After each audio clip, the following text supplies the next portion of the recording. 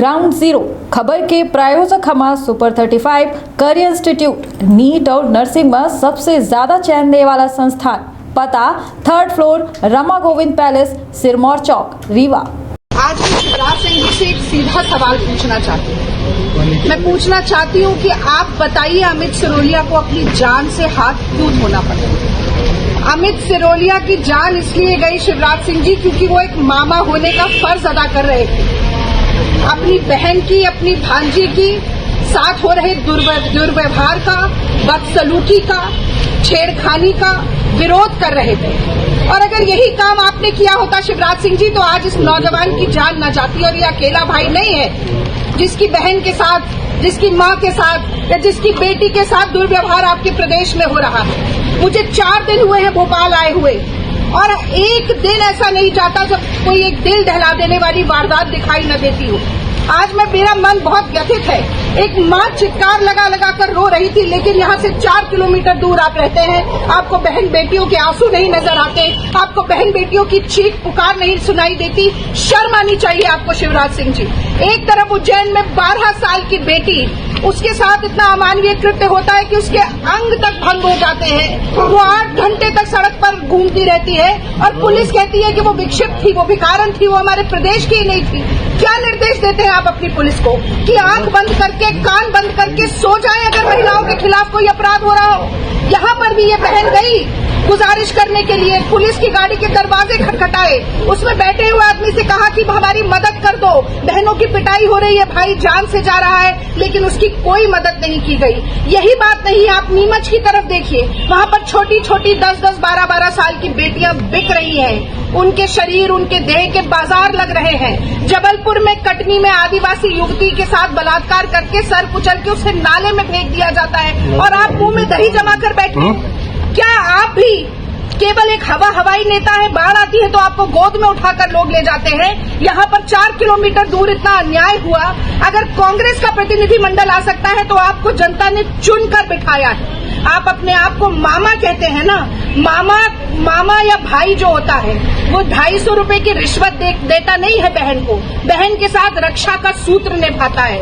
इस देश की महिलाएं कह रही है, इस प्रदेश की महिलाएं कह रही हैं कि हमारे आत्मसम्मान की सुरक्षा करो, हमारी इज्जत की सुरक्षा करो, हमारे सम्मान की सुरक्षा करो। आपको लगता है कि 250 रुपया रक्षाबंधन के दिन देकर आप इस सम्मान के साथ मोल भाव कर लेंगे?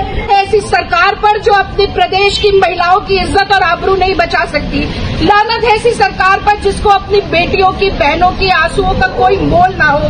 और लानत है ऐसी सरकार पर जो एक रोती चित्कार भरती हुई माँ के पास पहुंचकर उसके आंसू न पोंछ सके, उसके जख्मों पर मलहम न लगा सके।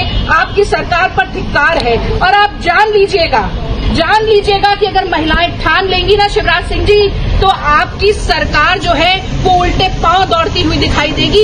इसीलिए प्रदेश की महिलाओं के साथ इतना अन्याय मत कीजिए, ये आपको चेतावनी आज मैं देकर जा रही हूँ। जय हिंद। और अपने देश की, अपने प्रदेश की बेटियों के लिए मैं ये जरूर कहना चाहती हूँ कि लड़ रही है बेटियां और पढ़ रही है बेटियां, अपना हर वजूद खुद गढ़ रही है बेटियां। इस अंधेरी रात में जब तलक न भोर हो, दीप बनकर स्वयं जल रही है बेटियां। वो बेटी आज ऊपर बैठी है, आपसे न्याय की गुहार मांग रही है। अगर आपके अंदर लेश मात्र भी शर्म हो तो एक बार उसके पास आइए और पूछिए उसका क्या हाल है। आप देखिए, पुलिस की गाड़ी वहां खड़ी थी, उसके अंदर कोई पुलिसकर्मी नहीं था। क्यों नहीं थी? ड्राइवर से कहा गया कि पिटाई हो रही है, भाई मर सकता है। ड्राइवर से कहा गया कि बचा लो। उस ड्राइवर को क्या निर्देश दिए गए थे? क्या कहते हैं शिवराज सिंह जी अपनी पुलिस को कि कहीं अपराध हो रहा हो तो मुस्तैदी से काम करो या मुंह मोड़ लो? आज ये सवाल है। इतनी बार बोलने के बाद वहां पर पुलिस नहीं आई। और आप अगर उज्जैन वाली घटना देखें तो पुलिस ने क्या कार्रवाई की? लगातार ये कहते रहे कि ये बच्ची तो भिखारन है, ये मानसिक रोगी है, ये सतना की नहीं है, ये यूपी की है, ये बिहार की है।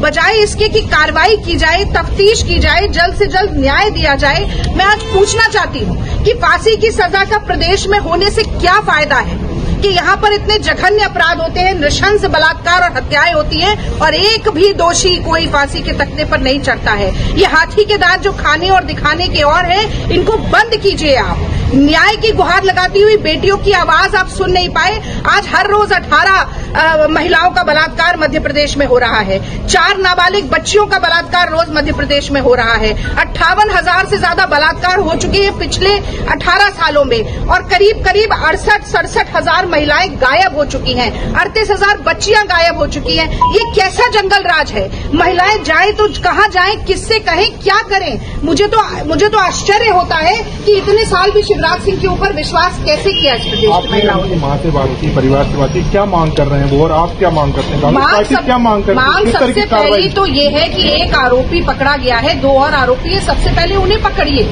और आरोपी को पकड़ना न्याय नहीं होता है, न्याय तब मिलता है जब उस आरोपी को सजा मिले, जब वो जेल की हवा खाए, जब उसके ऊपर उसे कड़ा से कड़ा दंड मिले। और ये न्याय तो शिवराज सिंह जी की सरकार में होता हुआ कहीं नजर ही नहीं आता है।